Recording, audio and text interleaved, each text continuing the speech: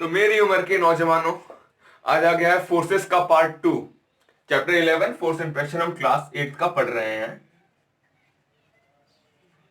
ठीक है, तो आज के लेक्चर में वैसे हम क्या देखने वाले हैं, क्या लगता है आपको? पिछला लेक्चर अगर आपने देख लिया है तो आप समझ चुके होंगे कि हम आगे ही बात करने वाले हैं। पीछे घूम के कौन देखता है, मुझे तो देखना पड़ेगा ना, पढ़ाना है। ठीक है, फोर्स एंड प्रेशर। ठीक है, तो बेसिकली आज का लेक्चर बहुत ही ज्यादा बेस्ड है नॉन कांटेक्ट फोर्सेस पे।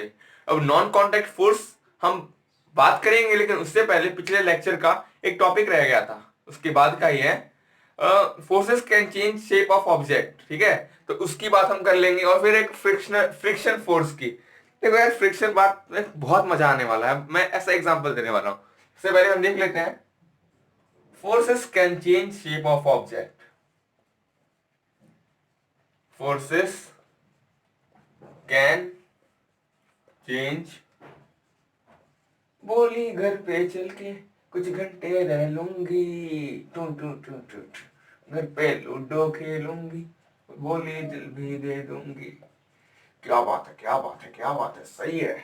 तो forces can change shape of object, ये तो कोई भी समझ सकता है यार। देखो, जैसे हम बलून बलून फुलाते हैं, बलून, तो यार देखो उस पे हम फोर्स अप्लाई करते हैं ना, तो दबता है, तो उससे उसका शेप चेंज हो रहा है। पहले मान लो एक सर्कल के शेप में है, पहले गुब्बारा एक सर्कल के शेप में है, एक गुब्बारा है, ये नॉट है उसका। तो जब हम दबाते हैं उसको, दबाते हैं, अच्छे से दबाने के बाद क्या होता है, अपना हाथ यहाँ पे आता है, और ये मेरा हाथ है, ठीक है, ये मेरा हाथ है। जब हम इसको दबाते हैं, इसका शेप चेंज हो जाता है। तो ये forces can change shape of object. बहुत से एग्जांपल्स है, जैसे रोटी बनाने के लिए हम आटा गूंदते हैं, तो उसका भी शेप चेंज हो जाता है, होता है ना वही। तो उससे हम क्या बैट भी बना सकते हैं, बॉल भी बना सकते हैं, और उसको पका के खा भी सकते हैं। हाँ, क्यों नहीं। और अगर एक बेस्ट एग्जांपल बोलो तो तुम्हारी डेली लाइफ से उठाया गया है, कि जब हम साइकिल चलाते हैं, साइकिल की सीट अगर गद्दे वाली है तो बैठने में मजा आता है, तो जब बैठते हैं तो थोड़ी दब जाती है, तो उसका शेप चेंज हो जाता है। तो forces can change shape of object.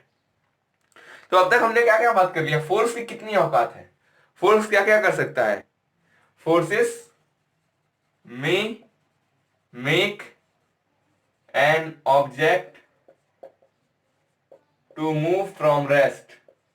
एक अगर कोई ऑब्जेक्ट रेस्ट पे है, अगर आपका दोस्त खड़ा है रेस्ट में है, अगर आप उसको धक्का दोगे, फोर्स अप्लाई करोगे, तो वो गिर जाएगा, और आपको बड़ा मजा आएगा। क्यों नहीं आएगा? From rest. एक ये देख लिया, और भी और देखा है, जैसे वो कोई ऑब्जेक्ट अगर मूव कर रहा है, आपका दोस्त अगर भाग रहा है, वो कोई किसी कुछ स्पीड से भाग रहा है, अगर आप उसको धक्का दोगे, आपको लगा गिर जाएगा, लेकिन वो भाग रहा है, तो आपके धक्का देने से उसकी स्पीड बढ़ भी सकती है। तो फोर्सेस, फोर्सेस की बात चल रही है, तो ऊपर फोर्सेस, हाँ, फोर्सेस में make a moving object increase in speed.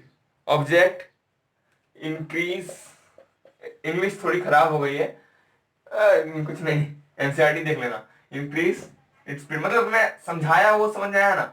अगर कोई भाग रहा है, तुम्हारा दोस्त, कोई भी ऑब्जेक्ट अगर मूव कर रहा है, कोई बॉल, फील्डिंग कर रहे हो तुम लोग क्रिकेट में, और बॉल आ रही है तुम्हारी ओर, और तुम थोड़े उस टाइप के फील्डर हो ना, तो बॉल आई तुम्हें बोला गया फेंक, तुमने ठक से इधर इधर मार दिया, बॉल चल के आई, तुमने इधर ही मार दिया, और चौका चला गया। अब उसके बाद तुम्हारी पिटाई होने वाली है, और बहुत गालियां पड़ने वाली है, ये तो तुम्हें पता ही है। तो और क्या क्या कर सकता है फोर्स, फोर्स से हम और क्या क्या देख सकते हैं। फोर्सेस डायरेक्शन भी चेंज कर सकता है। अगर तुम साइकिल चला रहे हो और कोई तुम्हें धक्का देता है, तो ये जरूरी नहीं है कि तुम्हारा स्पीड बढ़ जाएगा। ये भी हो सकता है कि तुम्हें धक्का दे और सामने गड्ढा हो, और तुम तरफ गड्ढा ना हो, तुम्हें धक्का दे बहुत भयंकर, और तुम्हारा बैलेंस बिगड़ जाए, और तुम्हारा डायरेक्शन ही चेंज हो जाए। तुम्हें जाना है यहाँ मार्केट में है, तुम पहुंच जाओ अपने घर, और खाओ एक थप्पड़, और फिर से चले जाओ मार्केट। ठीक है, में चेंज द डायरेक्शन, डायरेक्शन लिखने का स्टाइल है टी आई, चलो लिख देता हूं पूरा ही, क्या जा रहा है अपना। Change the direction of of moving object, चलो मूविंग ऑब्जेक्ट मतलब ऑब्जेक्ट मोशन में है, ठीक है, मूव कर रहा है मतलब मोशन है ऑब्जेक्ट में। और क्या कर सकता है फोर्स, किसी ऑब्जेक्ट का शेप चेंज कर सकता है, तो हमने देख लिया, लिख लो, may change the shape of an object, ठीक है। तो कोई भी ऑब्जेक्ट रेस्ट से तब तक नहीं हिल सकता जब तक उस पर फोर्स ना लगे। कोई किसी भी ऑब्जेक्ट का डायरेक्शन तब तक चेंज नहीं हो सकता जब तक कि उस पर कोई एक्सटर्नल फोर्स ना लग जाए, कोई भी फोर्स ना लग जाए। और तो और तो और किसी भी ऑब्जेक्ट का शेप चेंज नहीं हो सकता जब तक उस पर कोई फोर्स लगा के दबाया ना जाए। ठीक है ना। तो अब इसको लिख लो, लिख लिया होगा, मिटा देता हूं। तुम पास आए यूं मुस्कुराए, तुमने न जाने क्या क्या सपने दिखाए, अब तो मेरा दिल जागी न सोता है, क्या करूं हाय, कुछ कुछ होता है, कुछ कुछ तो होना ही चाहिए, कुछ कुछ होता है, सही है। अब हम देखो, सबसे पहले हम देख लेंगे कॉन्टेक्ट फोर्सेस, मतलब ये वो फोर्सेस होते हैं जिस, मतलब अगर तुम कांटेक्ट फोर्स की बात करो तो उन फोर्सेस की बात करते हैं हम इसमें जिसमें हमें कांटेक्ट करना होता है। एग्जांपल दो, मस्कुलर फोर्स, जैसे मुझे ये मार्कर अगर अब मेरे टेबल पे रखा है, अब मुझे उसको उठाना है, तो मेरे पास कोई जादुई शक्ति तो नहीं है कि मैं उसको खींच दूं। मेरा दोस्त सामने है, उसको मुझे मारना है, ऐसे मारना है, थप्पड़ मारना है, तो मेरे पास कोई जादुई शक्ति तो नहीं है कि उसको मैं बिना छुए मार दूं। कांटेक्ट तो मुझे करना ही पड़ेगा, तो ये भी एक कांटेक्ट फोर्स का एग्जांपल है।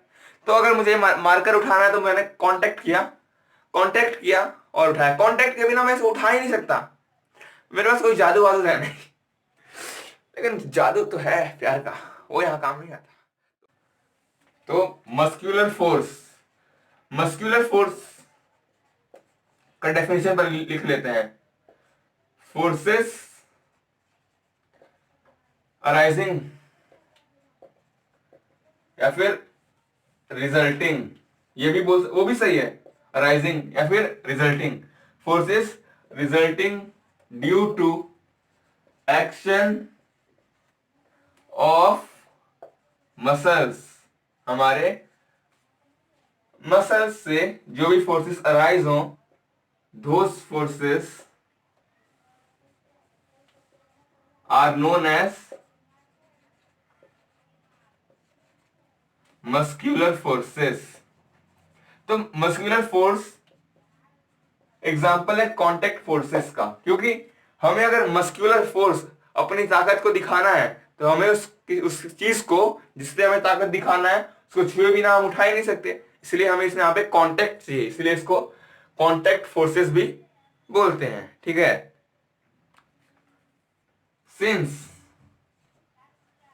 Contact forces can not be applied without applied since contact forces cannot be applied, चलो यार एक पॉजिटिव वे में लिखते हैं, can be only applied when it is in contact, ठीक है। तो मस्कुलर फोर्स हम तभी अप्लाई कर सकते हैं जब हमारा मसल उससे कांटेक्ट में हो, किसी भी ऑब्जेक्ट के साथ, विद एन ऑब्जेक्ट। एक गलती हुई है छोटी सी, बहुत छोटी गलती है, यहां पे मस्कुलर की बात कर रहे हैं हम लोग, मस्कुलर।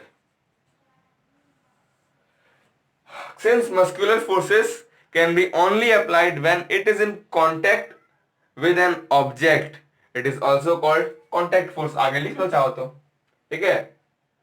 वो फोर्सेस जो हो रही हैं, मतलब फोर्स लग रहा है हमारे मसल्स के कांटेक्ट होने से, ये भी एक मसल ही है, हमारे मसल्स के कांटेक्ट में आने से उन फोर्सेस को हम contact forces, I mean muscular forces बोलते हैं। और मस्कुलर फोर्सेस एक एग्जाम्पल या फिर एक टाइप है कांटेक्ट फोर्सेस का। लिख लिया? नहीं लिखा तो लिख लो पॉज करके। और क्या, फिर हम बात करेंगे फ्रिक्शन की। फ्रिक्शन फ्रिक्शन भी एक फोर्स है, और पता नहीं है तो कोई टेंशन मत लो यार, समझ जाओगे, मिटा रहा हूं मैं। अब वो समय आ गया है जब हम प्यार भरी बातें करने वाले हैं। अब पढ़ाई तो प्यार से ही की जाती है। अब हाँ, अब तुम समझदार हो मैं कौन से प्यार की बात कर रहा हूं, ठीक है। फ्रिक्शन, फ्रिक्शन भी एक कांटेक्ट फोर्स है, ठीक है। कैसे, देखो, अब तुम्हें तुम्हारी क्रश को इम्प्रेस करना है, पटाना है, तो ऐसा होता है यार, तुम्हारी क्रश मान लो क्लास की सबसे सुंदर लड़की है, तो ऐसा होता है ना कि एक के पीछे बहुत सारे लौंडे होते हैं। हाँ, तो अगर तुम्हारा रास्ता एकदम क्लियर है, तुमने सब कांटे निकाल दिए हैं और तुम बस जा रहे हो, तो वो एक कमीना दोस्त आएगा तुम्हारा, जो भी उसके पीछे पड़ा होगा, लेकिन तुम्हें पता नहीं होगा, तुम्हें रोकने के लिए। अब वो आएगा और तुम्हें रोकना चाहेगा, नहीं बे ये नहीं, वो क्यों नहीं, वो चाहेगा मैं करूंगा, और तुम चाहोगे नहीं मैं ही करूंगा। तो वो एक ऐसा फोर्स लगाएगा, मतलब ऐसा इमेजिन करो, ऐसा कुछ करेगा जिससे तुम उसको प्रपोज ना कर पाओ, तुम्हारी बात ना बने। तो ऐसे ही चूतियों को, ऐसे ही फोर्सेस को जो नेचर, लेकिन ये फोर्सेस बहुत जगह अपने काम की भी होती हैं। एग्जांपल दूंगा, तो ऐसे फोर्सेस जो हमें मोशन, अपना काम करने से रोकें, तो उसे बोलते हैं फ्रिक्शन। अब देखो, फ्रिक्शन फोर्स हमेशा अनयूजफुल नहीं है। जैसे ये मार्कर चल रहा है, तो चलते चलते कभी रुक जाएगा, तो ये होता है फ्रिक्शन की वजह से। तो फ्रिक्शन के वजह से ही हम चल पा रहे हैं यार। देखो, हमारा पैर है ये, ठीक है। अब मैंने कहा फ्रिक्शन का डायरेक्शन क्या है। मान लो कि एक चक्का, गाड़ी का चक्का इधर मूव कर रहा है, इधर इसके ऊपर फोर्स तुमने लगाया और ये मूव कर रहा है, वो चक्का वाला गाड़ी। तो ये अगर तुम मारना छोड़ दोगे तो कुछ देर में जाकर रुक जाएगा। तो अगर हमें उसे रोकना है तो हमें किस डायरेक्शन में, इधर तो हम ही फोर्स लगा रहे हैं, अगर हमने इधर ही फोर्स लगाया उसकी स्पीड बढ़ जाएगी। तो हमें उसके ऑपोजिट में, जहां हम लगा रहे हैं फ्रिक्शन, उसके ऑपोजिट में लगता है। ये फ्रिक्शन फोर्स है, फोर्स ऑफ फ्रिक्शन। ये फोर्स अप्लाइड ऑन ऑब्जेक्ट है, ठीक है, हमने अप्लाई किया। और फ्रिक्शन फोर्स जिस ओर हमने फोर्स अप्लाई किया है उसके ऑपोजिट साइड वर्क करता है, इसलिए कुछ देर बाद ये जाके चक्का रेस्ट में आ जाता है ना। तो ये बात तुम समझ गए कि जिस तरफ फोर्स अप्लाइड है और कोई मोशन हो रहा है ऑब्जेक्ट का, फ्रिक्शन वही काम करेगा जहां मोशन है, ठीक है। तो जहां मोशन है ऑब्जेक्ट का, उसके ऑपोजिट में फ्रिक्शन काम करेगा। जब हम चलते हैं तब हम अपने पैरों को पीछे मूव करते हैं, ठीक है ना। जब हम आगे की ओर चलते हैं, हमारे पैर पीछे की ओर मोशन कर रहे होते हैं। हम ऐसे ऐसे चलते हैं ना, कोई ऐसे चलता है नहीं, हम आगे बढ़ते हैं लेकिन ऐसे ही चलते हैं ना। तो हम तो भाई फोर्स पीछे अप्लाई कर रहे हैं, फोर्स जो हम अप्लाई कर रहे हैं हमारे पैरों पे, वो तो पीछे की ओर है। तो हम बेटा आगे कैसे चल रहे हैं? तो हम बेटी आगे कैसे चल रहे हैं? सोचो, क्यों? ये तुम्हारे मन में कभी ख्याल आया है? हम तो यार, ये तो तुमने सोचा ही नहीं होगा, तुम्हें लग रहा होगा कि हम आगे चल रहे हैं बस, लेकिन फोर्स हमारे पैर धरती से पीछे की ओर मूव कर रहे हैं, तभी तो हम आगे चल रहे हैं। तो कौन सा फोर्स है जो हमें आगे जाने दे रहा है, आगे लेके जा रहा है यार? हम तो फोर्स पीछे अप्लाई कर रहे हैं। तो जी हाँ, यही है वो, यही है, गौर से देखो इसको, यही है वो फोर्स जो तुम्हें चला रहा है इस दुनिया में। और तो फ्रिक्शन अप्लाइड फोर्स के ऑपोजिट में लगता है और हमें हेल्प करता है वॉक करने में। तो यही है वो फोर्स, फ्रिक्शन। तो फ्रिक्शन देखोगे यार कितने काम का है। ये हमें आज तक चला रहा था आगे की ओर और हमें पता ही नहीं था। तो इसको समझ लो और दिल में बसा लो। फिर हम फ्रिक्शन के बारे में कुछ लिख भी लेंगे। इसको बना लो, एक बात करो यार, बना लो इसको। और जो जो मैंने अभी तक बोला है, तुम्हें जो समझ में आया है, जो भी तुम्हारे दिमाग में घुसा है, दिल में बैठा है, उसको अपने कॉपी में उतार दो। 30 सेकंड लगेंगे, 5 मिनट भी लगे, लेकिन लगाओ यार। यही देखो यार, फैक्ट्स पढ़ के तो कोई भी टॉप कर लेगा, लेकिन कंसेप्ट के पीछे का जादू सीखना यार, वही है नॉलेज। तो नॉलेज है तुम्हारे पास तो तुम बाप हो, माँ हो, चलो, वरना कुछ लड़कियां बोलेंगी कुछ बोलते नहीं हमारे बारे में। अरे तुम्हारे बारे में तो सोचते हैं। तो लिख लें अब फ्रिक्शन के बारे में। देखो मैं कुछ देर के लिए शांत हो जाता हूं, तुम लिख रहे होगे।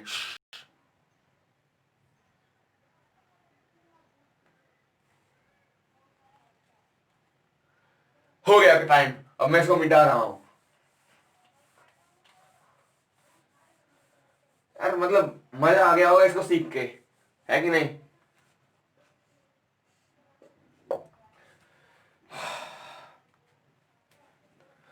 तो the force responsible for changing the state of motion of an object is called friction, या फिर फ्रिक्शनल फोर्स। फ्रिक्शन ही लिखो ना, क्या ज्यादा लिखना है। तो ये इसका डेफिनेशन है मेन। तो यहां अगर स्टेट ऑफ मोशन की बात की है, तो मैंने पिछले एपिसोड में बताया था कि कोई ऑब्जेक्ट अगर रेस्ट पे है तो वो भी उसका एक स्टेट ऑफ मोशन है ना। और कोई मोशन कर रहा है, मतलब मूव कर रहा है, तो वो भी उसका एक स्टेट ऑफ मोशन है। लेकिन फ्रिक्शन फोर्स का यहां अगर मैंने स्टेट ऑफ मोशन लिखा है, तो यहां रेस्ट नहीं, मैं सिर्फ मोशन की बात कर रहा हूं। क्योंकि क्योंकि क्योंकि बताओ तुम, क्योंकि मैंने अभी बताया कि फ्रिक्शन सिर्फ मूविंग ऑब्जेक्ट्स पे लगता है यार, सिर्फ मूविंग ऑब्जेक्ट्स पे, ठीक है। अब तुम कैंटीन में समोसे की ओर भाग रहे हो, भाग रहे हो, भाग रहे हो, भाग रहे हो। अब कोई आके तुम्हारा कमीना दोस्त, दोस्त कमीने होते हैं यार, मैं बोलूंगा, ढकेल के तुम्हें पीछे कर दे, तो वो दोस्त वहां फ्रिक्शन में काम कर रहा है। ये सिर्फ समझाने के लिए है, ये मतलब इसको मैं ऐसा चाहता हूं कि तुम इससे जुड़ जाओ, इस कंसेप्ट से। तो इसको लिख लिया होगा, तो मैं एक लाइन और लिखना चाहूंगा। Force of friction only works, friction only works for moving objects.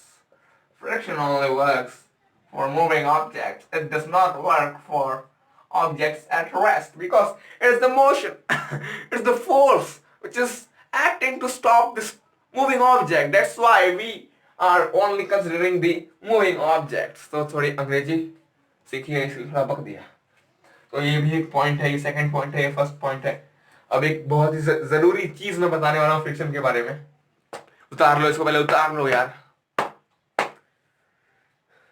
दिल में हो तुम, आंखों में तुम,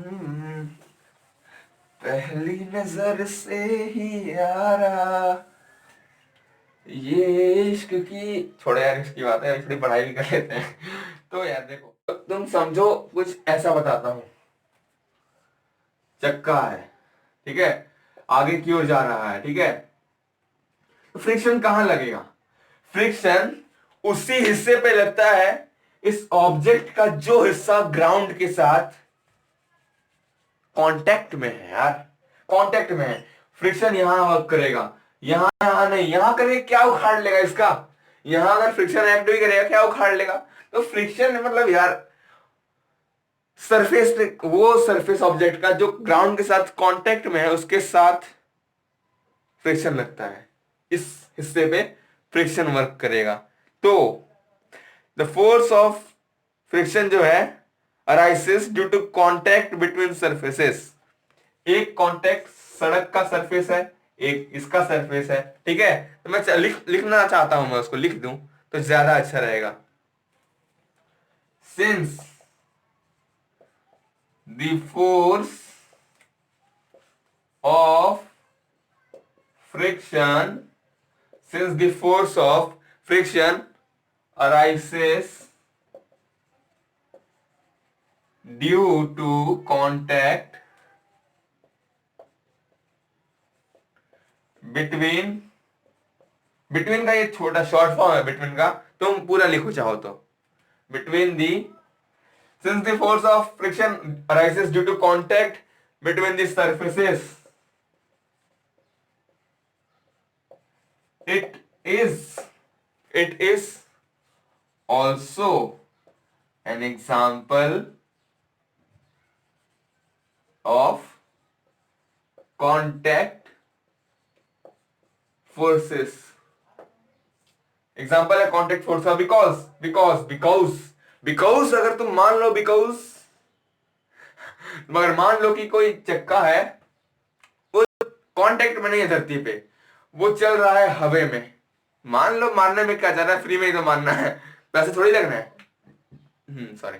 तो अगर हवे में जा रहा है तो उस पर घंटा फ्रिक्शन लगेगा। कैसे लगेगा? मैंने बताया कि फ्रिक्शन सरफेसेस जो कांटेक्ट में है वहां लगता है। जो इसका सरफेस कांटेक्ट में है दूसरे सरफेस के साथ, सड़क के सरफेस के साथ, तो वहां फ्रिक्शन लग रहा है, कांटेक्ट चाहिए उसके लिए। Frictional force is also an example of contact force. तो अगर कांटेक्ट है तो फ्रिक्शन है, अगर कांटेक्ट नहीं तो फ्रिक्शन भी नहीं। गांठ मान दो इस बात को अपने जैकेट में, ठीक है? तो लिख लो इसको, मिटा दूंगा फिर। देखो यार, एनसीईआरटी में किया करो, क्योंकि तुम्हारा काम उससे ही बन जाएगा। एक बार देख लो लेक्चर, फिर एनसीईआरटी रीड कर लो। और कोई सवाल नहीं बने ऐसा हो ही नहीं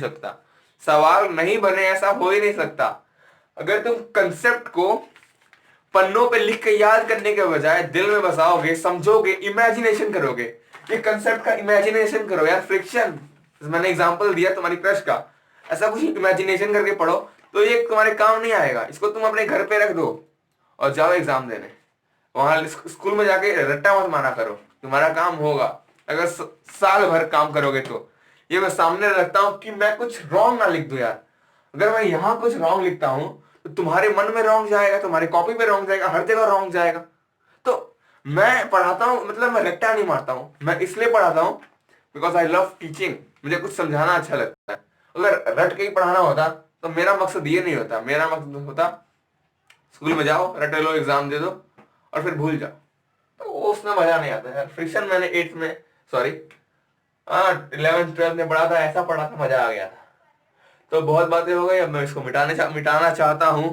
अब हम क्या पढ़ने वाले हैं? तो ये नोट्स है एक्चुअली, तो यही नोट्स हैं जो यहाँ है, ठीक है? ये नोट्स हैं। ऐसा मत समझो कि मुझे ये सब याद है। याद करके मतलब नहीं है, समझ के मतलब है। समझाने के लिए समझना पड़ता है।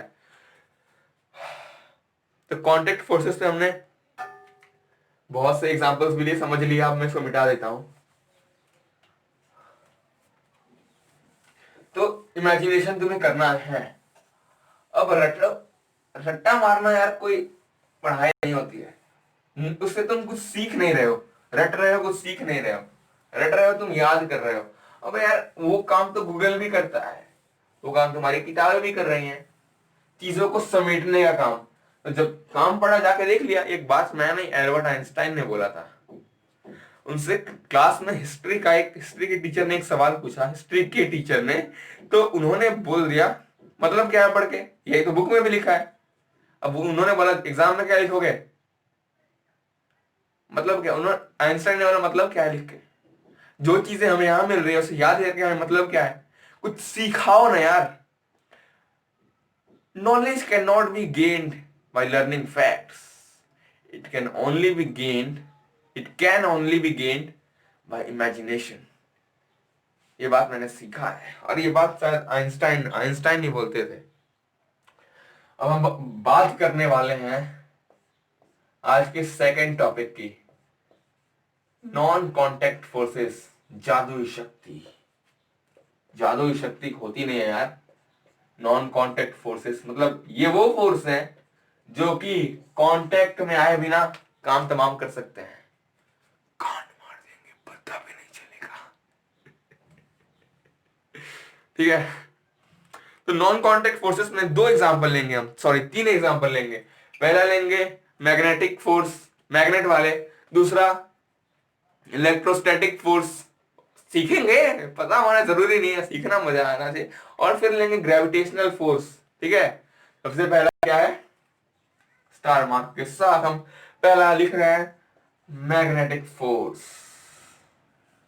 Magnetic force. तो ध्यान दीजिए भाई और बंदियों, गर्लफ्रेंड उनकी, मेरे भाइयों की। तो देखो यार, तुमने ये कभी देखा है एक लड़का और एक लड़का के बीच में अट्रैक्शन नॉर्मल जिंदगी में? मेंटोस जिंदगी में तो कुछ भी हो सकता है, तो नॉर्मल जिंदगी में नहीं देखा होगा। जहां एक लड़का और एक लड़की ऑपोजिट सेक्स मिल गए तो भाई साहब सेक्स तो हो ही जाएगा, है ना?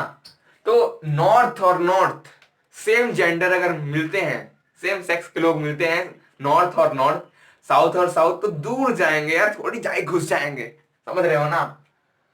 लाइक पोल्स, यानी लाइक मतलब same, like poles repel, like poles मतलब सेम होंगे।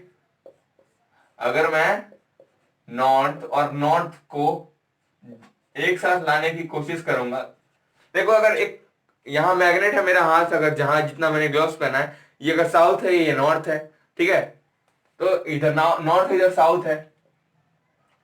सेम जेंडर के लोग अगर मिलेंगे तो मिलन नहीं होगा यार, ये लोग दूर भागेंगे, दूर। ठीक है, तुम समझ रहे हो? ठीक है। और अगर यहां मिल गए भाई साहब, अनलाइक अनलाइक पोल्स अगर मिल गए, अलग अलग जेंडर के दो लोग मिल जाते हैं, तो प्यार हो जाता है। Unlike poles attract, RACT। इधर नॉर्थ है, इधर साउथ है, इधर नॉर्थ है, इधर साउथ है, बस काम बन गया। अब तो होगा खूब टमाटप, क्योंकि अनलाइक पोल्स है, नॉर्थ है, साउथ है, तो अब आ गया है टाइम मिलन का। अब ये शुभ घड़ी है, दे विल रिपेयर। अगर साउथ साउथ भी आ जाए, साउथ नॉर्थ, साउथ नॉर्थ, ये दोनों भी दूर भागेंगे, सेम जेंडर के हैं यार, समझ सकते हो? यहाँ पे रिपल्शन होगा, रिपल्शन। यहाँ क्या हो रहा है? Attraction, attraction. So guys, love is not attraction and attraction is not love. But here is attraction and here is repulsion. ठीक है? तो इसको लिख लो, ये बातें बहुत जरूरी थी, जरूरी बातें, जरूरी बातें। लिख लिया? तो यार जो अट्रैक्शन और रिपल्शन हो रहा है बिटवीन ऑब्जेक्ट्स, मैग्नेट्स भी एक टाइप के ऑब्जेक्ट्स ही हैं, तो रिपल्शन और attraction between objects is another form of pull और पुल एंड पुश। अगर अट्रैक्शन हो रहा है तो पास आ रहे हैं, तो क्या हो रहा है? पुल कर रहे हैं, एक दूसरे को खींच रहे हैं, एक दूसरे को खींचना, पुल करना। और अगर दूर दूर भाग रहे हैं, दूर दूर भाग रहे हैं, तो पुश। तो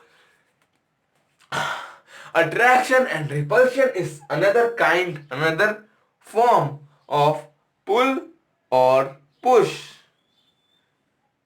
A magnet can exert a force on another magnet without being in contact with it. इसका मतलब क्या है कि एक मैग्नेट दूसरे मैग्नेट पे बिना टच किए काट मार सकता है, फोर्स अप्लाई कर सकता है, फोर्स ऑफ अट्रैक्शन या फोर्स ऑफ रिपल्शन। तो दोनों एक तरह के फोर्स है, रिपल्शन और अट्रैक्शन। ठीक है, अट्रैक्शन में पास आते हैं और रिपल्शन में दूर भागते हैं। तो एक कंसेप्ट, ये टॉपिक तुम्हारा क्लियर हो जाएगा। मैग्नेट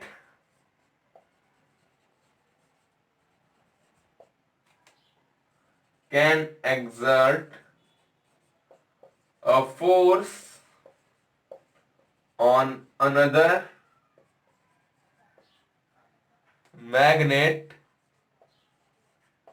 without बिना being in contact with it। तो इसीलिए इसे नॉन कॉन्टेक्ट फोर्सेस बोलते हैं। ठीक है, एक लाइन लिखो, इसके बाद force exerted bye a magnet is an example of non contact forces. Touch किए बिना मार दी। तो लिख लो इसे अच्छे से, लिख लो मतलब लिख लो, और कोई बहाना नहीं चलेगा, क्योंकि यार बाद में कोई लिखता नहीं है स्क्रीनशॉट लेके, मैं खुद कभी नहीं लिखता स्क्रीनशॉट लेके, तो मैं चाहूंगा इसे मिटा दूं।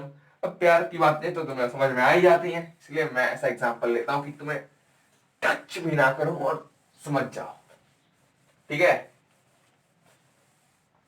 अगर मान लो ऐसा कुछ होता, कोई जादू जादू, तो तुम तो रोज अपने दोस्त को मारते। अभी लॉकडाउन है तो दोस्तों से मिलना होता नहीं है, तो बिना टच किए मारते उसको, है कि नहीं। अब जैसे मैंने कहा था, अब दूसरी बात करेंगे हम। लगता है इंक भरना पड़ेगा, जब तक मैं इंक भरता तुम जाओ पानी पी के आओ। तो मैंने इंक भर लिया, पानी भी पी लिया। Electrostatic force, electrostatic force. तो सबसे पहले मैं इसका डेफिनेशन लिख देता हूं, फिर बाद में देखते हैं क्या करना है। The force exerted by a charged, ध्यान देना, the force exerted by a charged body on another, अब बात बहुत ही ध्यान से देखना क्या मैं लिख रहा हूं, on another charged or uncharged body is known as, समझे कुछ, समझ में आया क्या, बेड़ो मगज में आया क्या, known as, ई कैपिटल रखते हैं, electrostatic force, electrostatic force, electrostatic force, समझे। तो इलेक्ट्रोस्टैटिक फोर्स क्या है, देखो यार, the force exerted by charged body on another charged और अनचार्ज्ड बॉडी, कोई भी हो, घंटा ही फर्क नहीं पड़ता, is known as electrostatic force. तो अगर तुम चाहते हो मैं इसे रिलेट करूं तुम्हारी जिंदगी से, तुम्हारी प्यार भरी जिंदगी से, तो कर लो मजा आता है। देखो लड़कियों, तुम गोरी हो या काली हो, घंटा ही फर्क नहीं पड़ता, बिकॉज दिल मिलने चाहिए, ठीक है ना। तो लड़का तुम्हें अच्छा ही मिलेगा, लड़का चार्ज ही होगा, लड़का एनर्जेटिक ही होगा, तुम भले चार्ज हो या अनचार्ज, हमें घंटा ही फर्क नहीं पड़ता हम आराम से पड़ जाते हैं, समझ गए ना। बस इसको लिख लो। तो अब एक बात बता दो पहले ही, फिर लिख दूंगा, the force comes into play, ये फोर्स एक खेल चल जाएगा, कांटेक्ट हो या ना हो, कांटेक्ट नहीं होगा तो फिर भी ये खेल चल जाता है, ठीक है। तो मैं लिख देता हूं यार, लिख लो इसको। कट गया चूतिया मेरा, बन गया चूहिया मेरा, the force this force comes into play even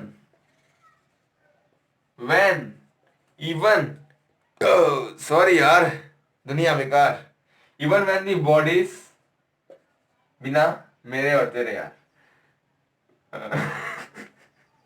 dialogue के चक्कर में लाइन भूल गया। This force comes into play even when the bodies are not in contact. तो इसका मतलब क्या है यार, अगर बॉडीज कांटेक्ट में नहीं होंगी फिर भी ये खेल चलेगा। तो एक तू है और एक मैं हूं, बाकी सब बेकार है, ठीक है। तो एक लाइन और जोड़ लो, this the electrostatic force is also an example of non-contact forces। समझ गए भाई लोग, बहनों तो ये फोर्स यही था, अब एक फोर्स और बचा है, बस इसको लिखना और लाइन ऐड कर लेना, this force is also electrostatic force is also, या तो यहां पे लिख लो दिस के बदले electrostatic force is also an example of non contact forces. तो अगला फोर्स है अपना ग्रेविटेशनल फोर्स, तो उसके बारे में तो हम सब जानते हैं, तो इसको पहले लिख लो, सोच लो, लिखना है कि नहीं, अब फैसला तुम्हारा है। तो अब आखिरी फोर्स जो नॉन कांटेक्ट है वो ग्रेविटेशनल फोर्स। तो पहले मैं एक लाइन लिख देता हूं, ऑब्जेक्ट्स और things falls towards the earth because it pulls them PA bulls नहीं पुल्स them। और इसी फोर्स को this force is called gravity, और ग्रेविटी भी बोलते हैं, ग्रेविटेशनल फोर्स को ग्रेविटी भी बोलते हैं। और ये फोर्स हमेशा अट्रैक्टिव रहता है, हमेशा यार घंटा भी फर्क नहीं पड़ता क्या है कौन सा ऑब्जेक्ट है, हमेशा ये फोर्स अट्रैक्टिव रहेगा। ग्रेविटी हमेशा अट्रैक्ट करती रहेगी, धरती हमें हमेशा अपनी ओर खींचेगी, ठीक है ना। बच्चा कैसा भी हो, कोई भी हो, लड़की लड़का, फर्क नहीं पड़ता, माँ का प्यार हमेशा बच्चे को अपनी ओर खींच ही लेता है ना। तो धरती हमारी माता है, और या फिर अपनी खुद की माता है, वो हमें खींच ही लेंगी, हमें फर्क नहीं, और कौन है, लड़का है लड़की है जो भी है फर्क नहीं पड़ता, खींच ही लेगी। तो माँ का प्यार तो माँ का प्यार होता है, और ये हमेशा अट्रैक्टिव होता है। क्या कोई माँ किसी को भगाती है? क्या तुम्हारी माँ तुम्हें भगाती है? क्या वो कभी रिपल्स करती है, भाई फेंकती है? लड़कियां छोड़ जाती हैं, लौंडे छोड़ जाते हैं, माँ कभी नहीं छोड़ती, हमेशा अट्रैक्टिव फोर्स है। ग्रेविटेशनल फोर्स, ग्रेविटी सबकी माँ है, वो हमेशा अट्रैक्ट करती है चीजों को, और ये फोर्स सब पे लगता है, एक्ट्स ऑन ऑल ऑब्जेक्ट्स। ये फोर्स सभी ऑब्जेक्ट्स पे लगता है, जैसे मैंने बता दिया पहले ही, कुछ भी हो, तुम्हारा हो, और क्या नीचे वाला ये कुछ भी हो, कोई भी ऑब्जेक्ट हो, अगर ये कट जाएगा फिर भी अर्थ इसको खींच लेगा, ठीक है। तो माँ होती है, माँ सबकी होती है। ये फोर्स जो ग्रेविटी है यार, पहले इसको लिख लो, ये अर्थ तक सीमित नहीं है, बिल्कुल भी नहीं है। ब्रह्मांड में, इस यूनिवर्स में हर फोर्स, हर ऑब्जेक्ट, हर चीज ग्रेविटी से अट्रैक्टेड है। ये सिर्फ अर्थ पे नहीं है, और हाईएस्ट ग्रेविटी जुपिटर पे है। जुपिटर सबकी बड़ी माँ है, बड़ी मम्मी, सबकी बड़ी मम्मी है, ठीक है। तो ये ग्रेविटी अर्थ तक सीमित नहीं है, ग्रेविटी अर्थ की कोई प्रॉपर्टी नहीं है जो कि सिर्फ अर्थ के पास है, ग्रेविटी सबके पास है। सब ऑब्जेक्ट इस ब्रह्मांड में अट्रैक्टेड है, माँ तो सबकी होती है। तो अपनी माँ से प्यार करो, और क्या, लिख दो नीचे #LoveMyMamma। चलो, नया सीखा है चलो यार, बाय बाय। इसको लिख लिया तो लिख लो, वरना और क्या, मिलो मेरे घर।